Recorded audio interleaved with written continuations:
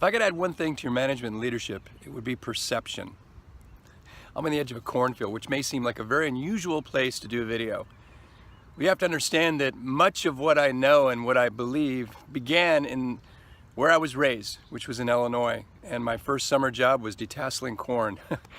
Really obscure. In the same way, it did teach me a number of things about how I view work. It shaped what we come to know, a word that we all need to embrace, which is bias. We all have a bias. You cannot not have a bias.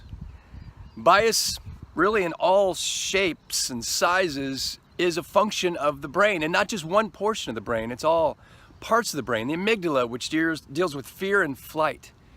The temporal lobe, which deals with storage of general information. The frontal cortex, which looks at rationalization and empathy and processing how things fit into your life. I want to encourage you this week to look at your bias, to look at how you make decisions.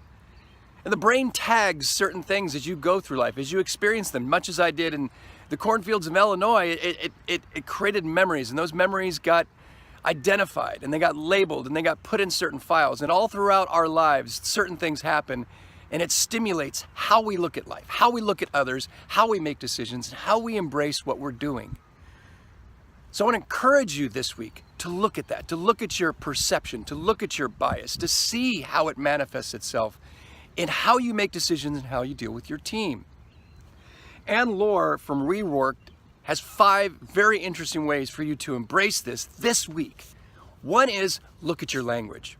Look at how you use language, how it might be beneficial for some and a detriment to others. Consider your language as you engage your team. Next is to tag where your bias comes into decisions, comes into conversations, your entry point for your bias, and understand what might be triggering how you're thinking and how you're feeling. The third piece is to visualize positivity. And what I mean by that is a lot of times we'll go into conversations thinking that certain people act a certain way. We almost go in with this attitude of, it's just going to be a pain. He's going to suck my will to live, or she's just going to drive me nuts. What if we went in with positivity instead? What if we turned a 180 on our bias and just to see what would happen next?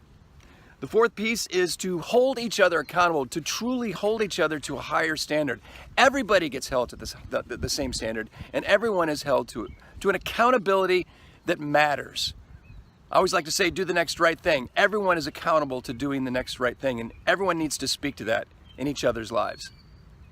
The last piece that Ann speaks of is, well, in some ways it's odd. Why not test your bias? Do some type of test that looks at your associative bias, which means how you associate definitions for people and things and topics and attitudes and belief systems. Take a look at that this week. See how your perception is reality, how your bias influences your leadership. Thanks a lot. Have an awesome day.